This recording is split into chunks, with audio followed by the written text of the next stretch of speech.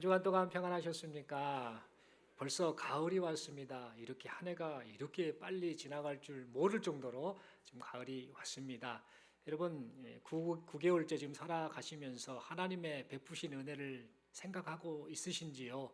그 은혜를 생각하면서 일평생 동안 나의 나됨이 오직 하나님의 은혜입니다라고 그렇게 간증하는 그런 인생들이 되기를 소망합니다.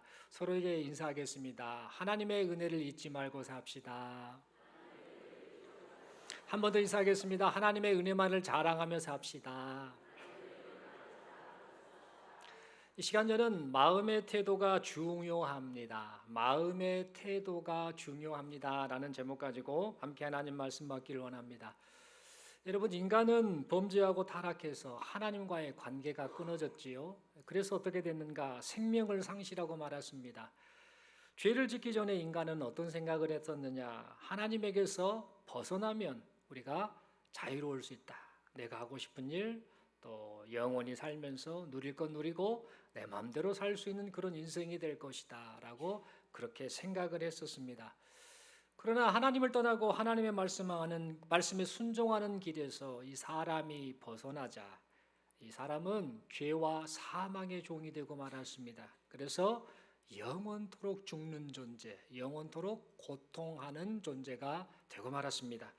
뿐만 아니라 이 타락한 인간은 이 타락한 이후에 하는 일들이 전부 타락하고 또 하나님의 뜻을 거스르는 모습으로 살다 보니까 생각하고 행동하는 모든 것이 하나님이 싫어하시는 것만 골라 하는 그런 존재, 즉 죄 짓는 존재가 되고 말았습니다.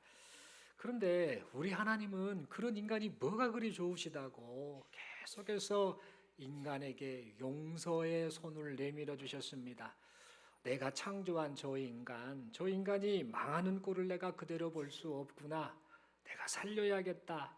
죄와 사망에 떨어진 저들을 살려야겠다라는 심정으로 사람들을 살리시기 위해서 구원의 길을 열어주셨습니다. 그렇게 구원 계획이 펼쳐지기 시작했는데 이 구원 계획에 따라서 하나님께서는 이제 아브라함을 먼저 부르셨고 그의 후손 이스라엘을 먼저 부르셔서 그들을 통해 하나님의 구원을 알리기를 원하셨습니다.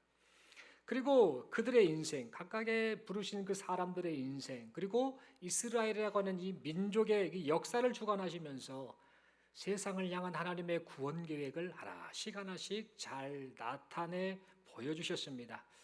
대표적으로 이스라엘 민족을 출애굽을 시키셨죠. 출애굽을 시키시고 홍해를 갈라서 그 바다를 건너게 하시는 그런 놀라운 이적을 베푸셨고 또 먹을 것, 입을 것, 마실 것 하나 없는 광야에서 1년, 2년, 3년도 아니라 무려 40년 동안 그 숫자가 대략 많게는 300만 명에 육박하는 그런 이스라엘 백성들을 먹이시고 입히시고 보호하시고 인도하셨죠. 그리고 이 일뿐만 아니라 약속하신 가나안 땅에 입성시키시는 이런 일들, 이런 다양한 이런 일들을 통해서 인간을 향한 하나님의 구원하심이 어떻게 이루어지고 있는가라는 사실을 잘 보여주셨습니다. 그리고 하나님께서는 이렇게 하나님의 사랑을 입은 이스라엘 백성들이 이제는 세상을 향해서 하나님의 구원, 하나님의 사랑, 하나님의 마음을 알리기를 원하셨습니다. 그래서 이 이스라엘 백성들의 그런 삶의 모습을 보면서 저들을 보니 하나님이 살아계시는구나. 하나님이 주인이시구나. 하나님께로 돌아가야겠다라는 그런 고백을 하며 세상 사람들이 하나님께로 돌아오기를 원하셨습니다. 그런데 여러분, 이스라엘 백성들은 이렇게 귀하신 하나님의 구원 계획, 하나님의 그 뜻을 깨닫지를 못했습니다. 그래서 자신들이 처한 상황만을 봤습니다. 하나님을 보지 않고 처한 상황만을 보다 보니 불평했지요. 불만을 쏟아냈지요. 하나님을 향해 원망만을 쏟아내는 그런 모습을 보이고 말았습니다. 특별히 오늘 이 본문, 이 민수기 말씀을 보면 사람이 이리도 악한가? 사람이 이리도 하나님을 불신하는가? 이렇게까지 사람이 악할 수 있는가? 해도 너무하네라는 그런 마음을 느낄 만한 이 모습을 오늘 이 민수기 말씀에 나오는 이스라엘 백성들을 통해 우리는 확인할 수 있습니다. 오늘 이 본문의 말씀을 보면 이스라엘 백성들의 부끄럽고 안타까운 모습이 아주 적나라하게 나타나고 있습니다. 여러분, 이스라엘 백성들은 하나님의 은혜로 애굽왕 바로의 손아귀에서 해방이 되지요. 그리고 나서 해방된 이후에 출애굽을 한 이후에 여러 이 광야의 여러 지역을 거칩니다. 그리고 나서 한 1년 4개월 정도가 지난 후에 드디어 이제 가나안 입성을 앞두고 이 바란 광야의 가데스 바네아라는 곳에 도착을 하게 됩니다. 이 가데스 바네아가 어떤 곳이냐면 이 가나안 땅에서 남쪽 최남단으로 보는 이 부엘세바라는 곳이 있는데, 부엘세바로부터 가데스 바네아까지는 대략 한 80km 정도 떨어져 있습니다. 그러니까 이 이스라엘 민족이 지금 가데스 바네아에 도착했다라는 것은 무엇을 의미하는가? 이제 가나안 입성이 눈앞에 있구나. 지금 이제 조금만 가면 바로 가나안 입성을 하는구나라는 사실을 말해주고 있는 겁니다. 그런데 이때 하나님께서 가나안 입성을 앞둔 이스라엘 백성들에게 가나안 정탐을 명하셨습니다. 그래서 이스라엘의 그 12지파가 있는데 그 지파를 대표하는 각 지휘관들 한 명 한 명씩이 다 해서 12명이 가나안 땅을 정탐을 하게 됩니다. 그들은 이 가나안 땅을 정탐을 하는데 그냥 대충 빨리 살펴보면 한 10일 정도 걸리는 그런 곳인데, 10일이 아니라 오늘 성경을 보니까 40일 동안 가나안 땅을 정탐을 하였습니다. 40일 동안 가나안 땅을 정탐했다라는 것은 상당히 꼼꼼하게 세밀하게 여기저기를 관찰했음을 우리는 알 수 있는 것이죠. 이렇게 40일 동안 가나안 땅을 정탐을 했던 12명의 정탐꾼들은 이제 마침내 이스라엘 백성들이 지금 머물고 있는 가데스 바네아에 도착을 하게 됩니다. 그리고는 이 가나안 땅이 도대체 어떤 곳이지? 나도 한번 가보고 싶다. 빨리 가보고 싶다. 하나님의 약속하신 그 가나안 땅 어떻게 생겼을까라고 궁금해하는 이스라엘 백성들, 그들을 향해 우리가 가나안 땅에 가서 보니까 이렇습니다라고 하며 본격적으로 정탐 보고를 시작하게 되었습니다. 보고를 시작한 이 12명의 정탐꾼들은 가나안 땅에서 가져왔던 과일, 그 열매들을 보여주면서, 여러분, 가나안 땅은 하나님의 말씀대로 틀림없이 젖과 꿀이 흐르는 기름진 땅이 틀림없습니다 라고 12명 모두가 이구동성으로 다 그렇게 말을 했습니다. 그러자 그 말을 들은 이스라엘 백성들이 어떻게 반응했겠습니까? 얼마나 기뻤겠습니까? 이 열매도 크고 맛있어 보이는 그 과일을 보면서 얼마나 기뻤겠습니까? 광해 생활 고생했는데 가나안 땅에 들어가면 이제 우리는 잘 먹고 행복한 시간을 보내겠구나. 드디어 가나안 땅에 들어가는구나 라고 하며 온 백성이 아마 환호성을 질렀을 것입니다. 그런데 그렇게 좋은 분위기가 시간이 점점 지날수록 이스라엘 백성들의 마음이 무거워지는 분위기로 바뀌게 되었습니다. 왜 그랬는가? 그 이유는 바로 이 12명의 정탐꾼들 중에 10명의 정탐꾼들의 부정적인 정탐 보고 때문이었습니다. 10명의 정탐꾼들이 말을 합니다. 저 가나안 땅, 저 땅은 젖과 꿀이 흐르는 좋은 곳임에는 틀림없습니다. 그런데요, 저 땅의 성읍이 요새화되어 있어요. 저기를 공략할 수 없어요. 저곳에 우리가 공격할 수 없는 상황이에요. 그리고 그곳에는 신체가 장대한 거인들이 살고 있어요. 남부 지역을 가봤더니 거기에는 아말렉 족속이 터를 잡고 있습니다. 산악 지역에는 헷 족속, 여부수 족속, 아모리 족속이 지금 버티고 있습니다. 게다가 바닷가 쪽, 요단강 강가 쪽을 가봤더니 거기에는 여러 가나안 원주민들이 살고 있었어요. 그래서 우리가 저 땅에는 들어갈 수 없습니다 라고 그 상황을 부정적으로 보고를 하였습니다. 그래서 그 말을 들은 이스라엘 백성들이 어떻게 했겠습니까? 모두 낙담을 하고 말았지요. 그러자 이 분위기를 감지한 갈렙이 이스라엘 백성들이 지금 동요하는 것을 보며 진정시키면서 말합니다. 확신에 찬 목소리로 말하기 시작합니다. 여러분, 진정들 하십시오. 여러분, 10명의 이 정탐꾼들의 말대로 가나안 땅의 성읍들이 견고하긴 합니다. 그리고 그 땅의 거주민들이 장대하기는 합니다만, 여러분, 사실 그거 별거 아닙니다. 여러분, 그거 기억 못 하십니까? 하나님이 저 땅을 우리에게 주시겠다라고 이미 약속하셨지 않았습니까? 저 땅은 이미 하나님이 우리에게 주신 땅입니다. 그래서 우리가 하나님의 말씀을 믿고 힘을 합치면 우리가 그 땅을 능히 차지할 수 있습니다 라고 그렇게 용기를 북돋아주는 긍정적인 보고를 하였습니다. 그런데 이때 이 10명의 정탐꾼들이 다시 악담을 쏟아붓기 시작합니다. 여러분, 갈렙의 말을 듣지 마세요. 저 가나안 땅이 젖과 꿀이 흐르는 땅, 축복의 땅인 것 같은데요. 사실은 어떤 땅인 줄 아십니까? 사실 저 땅은 그곳에 거주하는 사람들에게 저주가 되는 땅입니다. 여러분, 왜 그런 줄 아십니까? 저곳이 워낙 풍요롭고 좋다 보니까 저곳을 욕심내는 여러 민족들이 지금 서로 저 땅을 차지하려고 하다 보니 그 상황이 어떻게 되겠습니까? 서로 싸워 살육 전쟁이 일어나지 않겠습니까? 그러면 많은 희생자가 발생하지 않겠습니까? 그러니까 저곳은 축복의 땅이 아니라 죽음의 땅, 저주의 땅인 겁니다. 여러분, 우리가 가서 봤는데 지금 저곳 상황이 어떤 줄 아십니까? 지금 저곳에는 신장이 거대한 자들이 거주하고 있어요. 우리는 신장에 거주한 그들에 비하면 메뚜기처럼 작은 존재에 불과해요.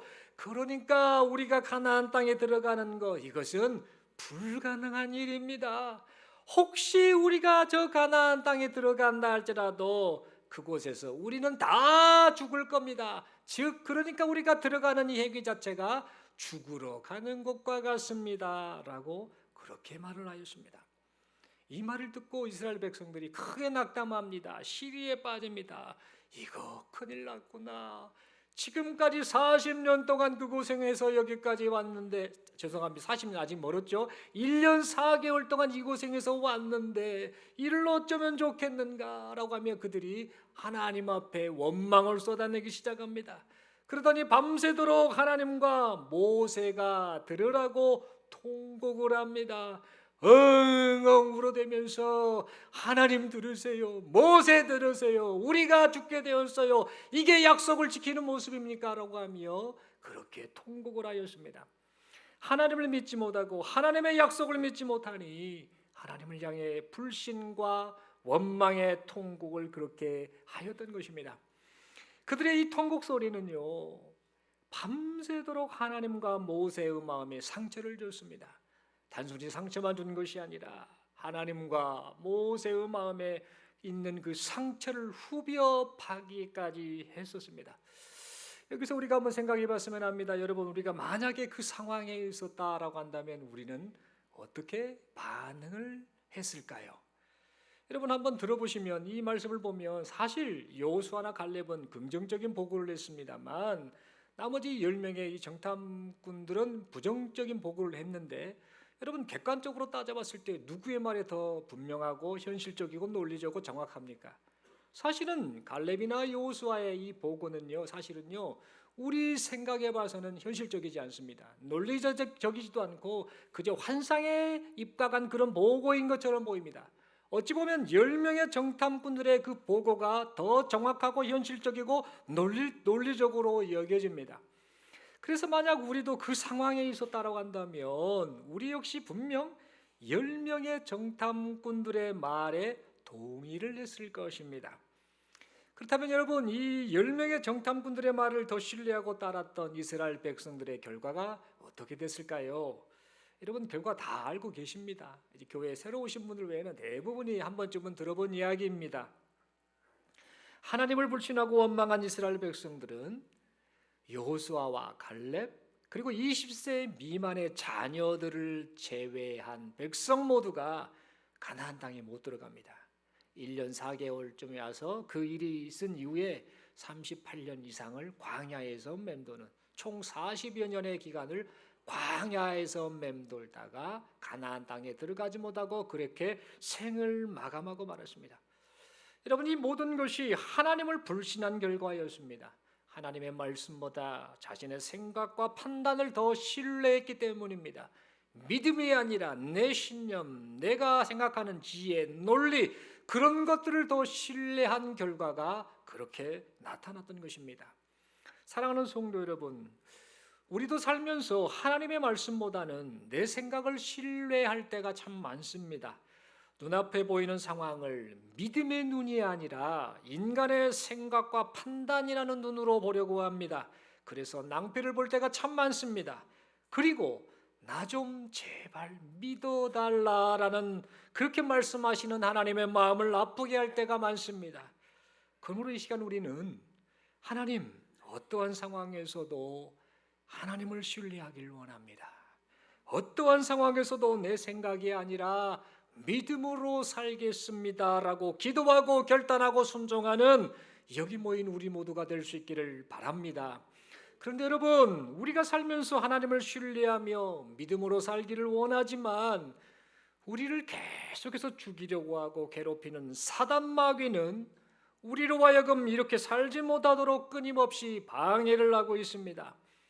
사단 마귀는 우리가 살면서 겪는 건강의 문제, 가족의 문제, 자녀의 문제, 경제적인 문제, 인간관계의 문제와 같은 수많은 일들을 통해 계속해서 우리에게 속삭입니다.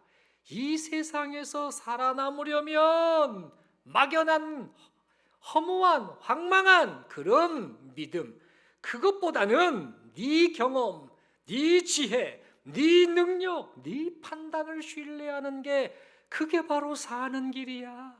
세상 사람들을 봐라. 전부 그렇게 살고 있지 않느냐라면서 우리의 마음을 뒤흔들어 놓고 있습니다.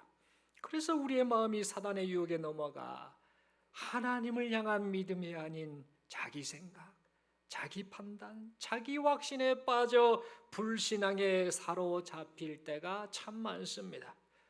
그러므로 여러분, 여기 모인 우리 모두는요, 하나님 보시기에 지금 내 마음 상태가 어떠한지를 살펴보아야겠습니다. 혹시 내 마음이 사단 마귀의 유혹에 넘어가 불신앙의 길로 향하고 있지는 않는지 우리 자신을 돌아보아야겠습니다. 여러분, 사람들은 인생에 관해서 말을 할 때에 인생에는 90대 10의 법칙이 따른다, 90대 10의 법칙이 있다라는 이런 말들을 합니다. 이 말은 뭐냐?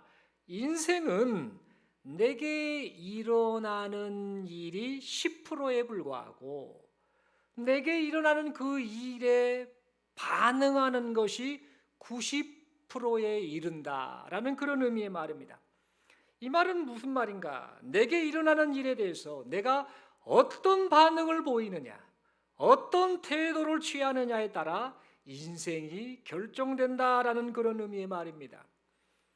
여러분, 미국의 이 저술가이자 동기 유발 이 강사인 지그 지글러라는 사람이 있습니다. 이분이 이런 말을 남겼습니다. 여러분의 능력이 인생의 고도를 결정하지 않습니다. 여러분의 태도가 여러분의 인생의 고도를 결정합니다라는 이런 말을 남겼습니다. 그러니까 인생을 살면서 뭐가 중요하냐? 우리의 태도가 중요하다라는 거. 우리의 태도가 이런저런 것들을 결정하는 그런 원인이 된다라는 그런 의미의 말인 것이지요. 그런데 여러분, 우리의 태도를 결정짓는 이 태도를 결정짓는 태도의 뿌리가 무엇인지 여러분들은 아십니까? 우리의 인생을 결정짓는 이 태도의 뿌리는 바로 우리의 마음입니다. 우리의 마음이 어떠하냐에 따라 우리의 말이 달라지지요. 우리의 마음이 어떠하냐에 따라 우리의 표정이 달라지지요. 우리의 마음이 어떠하냐에 따라 우리의 행동이 달라집니다. 여러분, 얼골이라는 말을 들어보셨나요? 이 얼골은 얼굴의 옛말입니다. 옛날에는 얼골이라고 그렇게 사람들은 말했지요. 얼굴의 옛말인데 이 얼골은 또 어디서 비롯되었느냐? 얼꼴에서 비롯된 말입니다. 얼꼴이 뭔가? 정신, 꼴, 형태, 정신의 형태. 즉, 그 사람이 무슨 생각을 하고 어떤 마음을 품고 어떤 정신을 가지고 살았느냐가 자연스럽게 얼굴을 통해 드러난다라는 겁니다. 그래서 여러분 잘 아시는 미국의 대통령 링컨, 아브라함 링컨이 그런 말을 했지요. 사람이 나이가 40이 되면 자기 얼굴에 책임을 질 줄 알아야 한다라는 말을 남겼지요. 단순히 성형수술하고 이쁘게 화장하고 꾸미고 그런 개념이 아니라 그 사람이 어떤 마음을 품고 인생을 살았는가, 어떤 정신을 가지고 인생을 살았는가가 자연스럽게 얼굴을 통해 드러난다라는 겁니다. 그 말은 그 뭐냐? 당신의 마음 상태, 당신의 정신 상태, 그것에 대한 책임을 가지십시오. 그것이 얼굴로 드러납니다라는 그런 의미로 했던 말입니다. 여러분 실제로 우리도 인생을 살면서 자신의 얼굴을 거울을 통해 보지요. 또 옆 사람의 얼굴을 보기도 합니다만 잠시 옆에 분 얼굴 살짝 한번 봐주시겠습니까? 한번 살짝 조금 여롭지만 한번 봐주십시오. 어떤 얼굴이십니까? 저는 가끔씩 TV를 보면 예쁜 연예인들, 잘생긴 연예인들, 뭐 또 평범하게 생긴 연예인들을 보면서 이런저런 이야기를 아내와 합니다. 특별히 저는 호감을 가는 사람이 어떤 사람인가? 얼굴은 예쁘지 않고 잘생기지는 않았는데 얼굴이 굉장히 호감이 가는 인물들이 있더라고요. 보면 둥글둥글하게 생겼고 인상도 좋고 저 사람 참 마음 편하게 생겼고 순수하게 생겼다라는 것이 얼굴을 보면 이상하게 직감적으로 느껴지는 그런 사람들이 있지요. 분명 얼굴이 잘생기고 이쁜 얼굴이 아님에도 불구하고 참 호감 가는 그런 얼굴들입니다. 반면에 어떤 연예인은 정말 예쁘게 생겼습니다. 좌우 대칭이 분명하고 너무나 예쁘고 저렇게 예쁠 수가 있나라는 그런 얼굴인데 이상하게 호감이 안 가는 얼굴이 있습니다. 싸납게 생겼고 고약하게 생겼고 성깔 좀 있게 생겼다라는 그렇게 보이는 연예인들도 있더라는 겁니다. 무슨 말인가? 그 사람의 마음의 태도가 얼굴로 자연스럽게 나타나더라는 겁니다. 좀 못생겨서도 마음이 예쁘고 마음의 태도가 좋으면 정말 선한 얼굴이 되는 반면 얼굴은 그렇게 이쁘게 생기는데 그 마음의 태도가 삐뚤어지다 보니 얼굴이 고약하게 보이는 그런 사람들도 있더라라는 겁니다. 얼마 전에 우리 목사님들과 점심에 식사를 하러 갔다가 식당에서 아주 놀라운 일을 경험했던 적이 있습니다. 그 식당에 갔는데 점심 때 딱 12시 조금 넘어서 갔는데요. 손님이 한 명도 없더라고요. 교육자들만 딱 가서 앉아 있었거든요. 손님 한 명 없고 해서 안 들어가려고 그랬습니다. 그래서 제가 보통 식당을 다니는 데 있어서 원칙이 있습니다. 사람이 없는 식당은 절대 안 간다. 왜냐? 맛이 없다. 그리고 음식이 안 신선하다. 돌지 않으니까, 회전이 안 되니까. 그래서 안 들어가려고 했는데 우리 부목사님 한 분이 목사님 도전을 한번 해보시죠. 알겠습니다. 누군지 예상이 되실 겁니다. 그분의 말을 듣고 그럽시다. 그래서 제가 들어갔습니다. 같이 들어가서 식사를 하는데 아니라 다를까 맛이 참 없더라고요. 맛도 없는데 중요한 것은 그곳에서 일하시는 사장님의 표정이 너무 무서웠습니다. 젊은 여자분인데요. 무표정입니다. 그래서 반찬을 내밀길래 반찬을 딱 주시길래 받았는데 김치가 없는 겁니다. 그래서 사장님 김치 좀 주시면 안 될까요? 그랬더니 사장님이 인상을 탁 쓰면서 빨간 김치가 없어서 달라겠는데 저거 백김치거든요. 이거 드셔요. 그러고 가시더라고요. 그래서 아니 빨간 김치 좀 주시면 안 될까요? 했더니 아무 대답도 안 하고 가더니 딱 두고 가더라고요. 그래서 속으로 와 무섭다. 그래서 제가 저분은 뭐가 저리 불만일까? 그러면서 혹시 우리가 뭐 잘못했나 하면서 우리끼리 중얼중얼 했었습니다. 말도 못하고. 그리고 속으로 드러내지 못하고 속으로 이렇게 말했습니다. 이제 여기는 무서워서 못 오겠어. 그러고 조용하게 밥만 먹고 잘 먹고 갑니다라고 얼른 나왔습니다. 참 그분의 표정이 무뚝뚝하고 얼굴은 예쁘게 생긴 분인데 무뚝뚝하고 말투도 그렇고 또 표정도 그랬던 그런 모습이 기억이 납니다.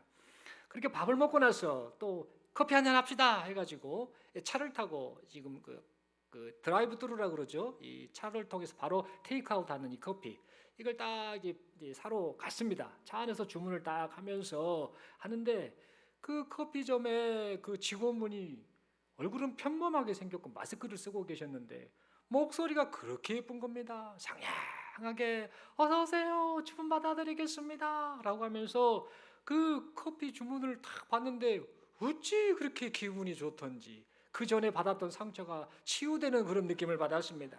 그래서 그 커피를 딱 주문하면서 제가 우리 목사님들하고 하는 말이 친절하니까 참 저 사람 이뻐 보이네 그런 말을 하면서 역시 얼굴이 예쁜 사람은 마음도 예뻐 이렇게 하면서 저희들끼리 그런 이야기를 했었습니다. 그분은 마스크를 착용해서 얼굴이 어떻게 생긴지도 모릅니다. 그런데 그렇게 자신의 그 예쁜 마음을 그의 목소리와 그런 표정 그런 것들로 그렇게 드러냈던 것입니다.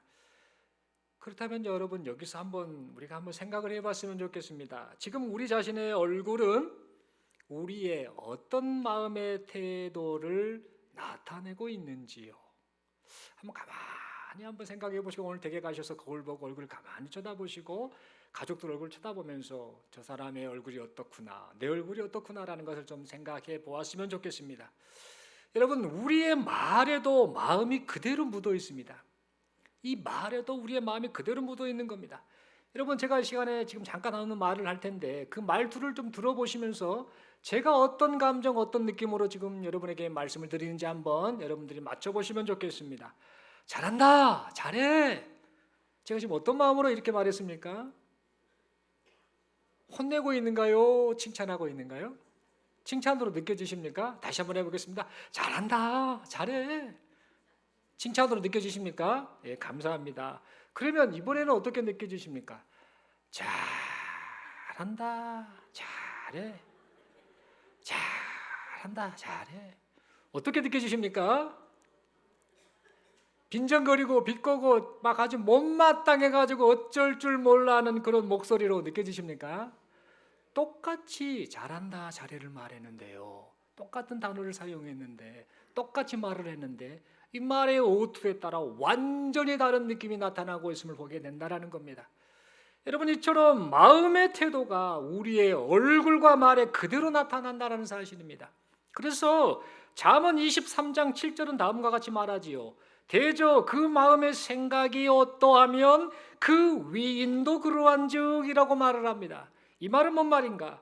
사람의 마음의 생각에 따라 그 사람의 위인, 즉 됨됨이가 결정된다라는 겁니다. 말이든 표정이든 행동으로 그렇게 드러나게 된다라는 겁니다. 그 원인이 바로 사람의 생각, 그 마음의 태도임을 지금 성경은 우리에게 말해주고 있습니다. 그러므로 여러분, 우리가 인생을 살면서 정말 중요하게 여겨야 할 것은 우리 마음의 태도입니다. 우리가 어떠한 마음의 태도를 갖느냐에 따라 우리의 말이 달라집니다. 우리가 어떠한 마음의 태도를 갖느냐에 따라 우리의 표정이 달라집니다. 우리가 어떠한 마음의 태도를 갖느냐에 따라 우리의 행동이 달라집니다.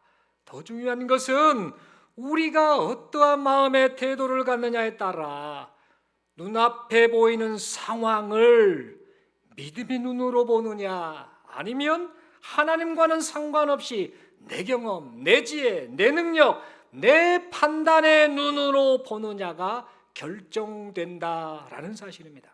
그러므로 신앙생활에 있어서도 우리의 마음의 태도가 정말 중요하구나라는 사실을 우리는 잊지 말아야겠습니다. 신앙생활에 있어서 마음이 정말 중요하구나, 마음의 태도가 중요하구나라고 하는 사실을 말씀을 드렸는데, 이 점을 너무나 잘 알고 있는 우리의 대적 사단 마귀는 어떻게 해서든지 우리의 마음을 빼앗으려고 합니다.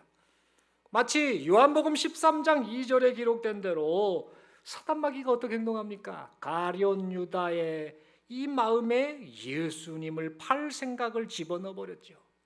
그런 행동을 했던 것처럼 여기 모인 우리의 마음을 계속해서 빼앗으려고 합니다.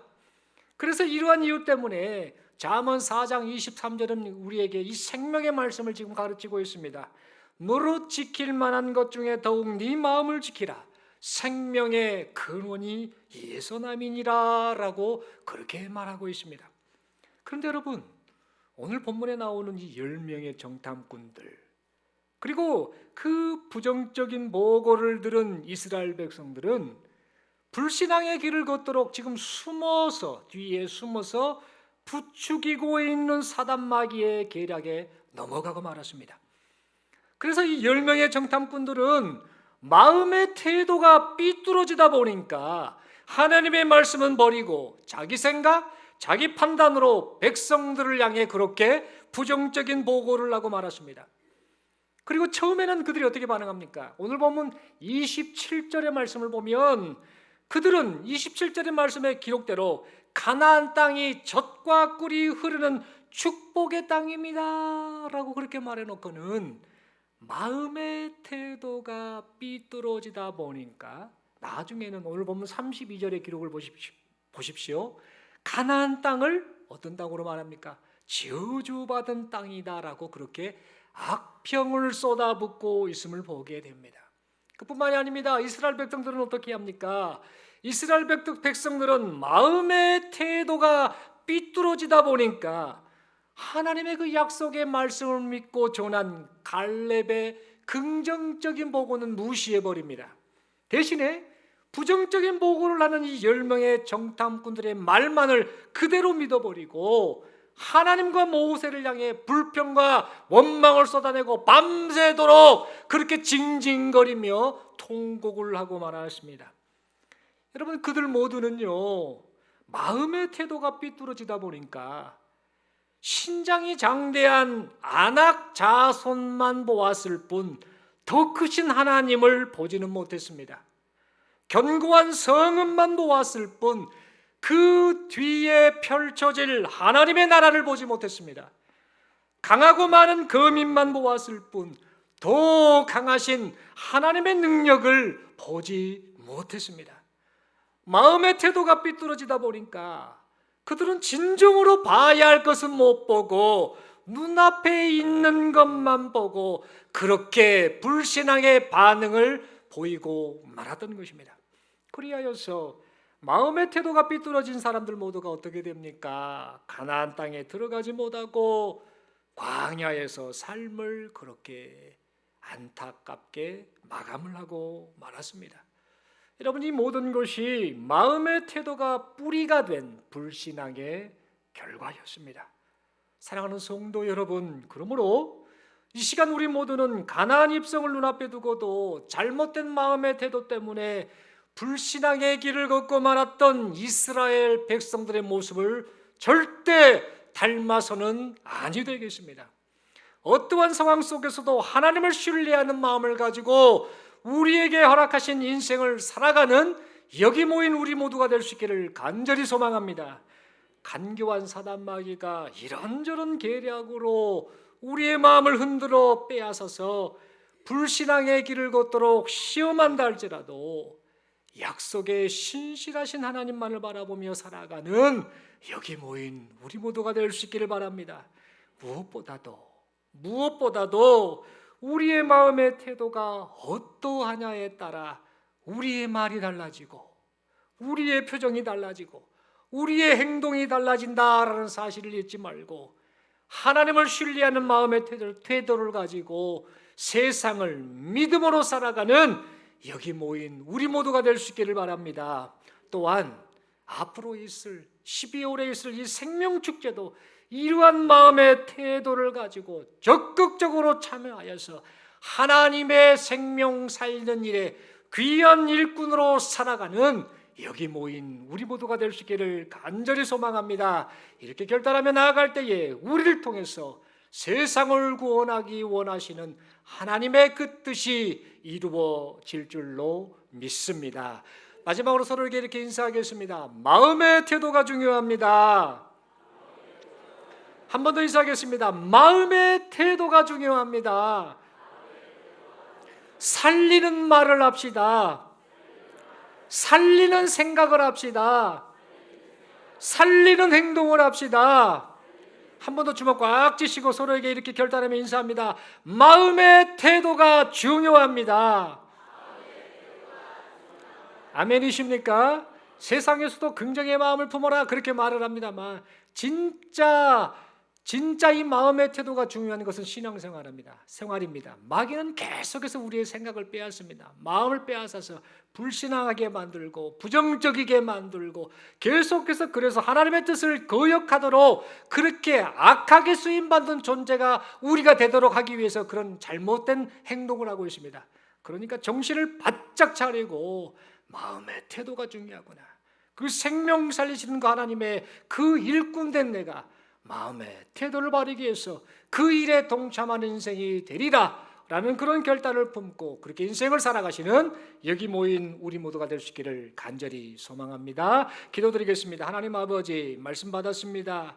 말씀을 통해서 사람의 마음이 참 연약하구나, 간사하구나, 사단마귀는 우리의 마음과 생각을 빼앗아서 부정적이게 만들고 생명 살리시는 하나님의 일을 거역하게 만들구나라는 사실을 우리가 이 말씀을 통해 깨닫게 되었습니다. 이제 마음을 다잡고 정신을 바짝 차리며 마음의 태도가 중요하니 이 마음을 품고 살리는 말, 살리는 표정, 살리는 생각, 살리는 행동으로 삶을 살아내는 여기 모인 우리 모두가 되게 하여 주옵소서. 성령 하나님, 그런 인생 살아낼 수 있도록 우리 심령을 붙잡아 주옵소서. 예수님 이름으로 기도드리옵나이다. 아멘.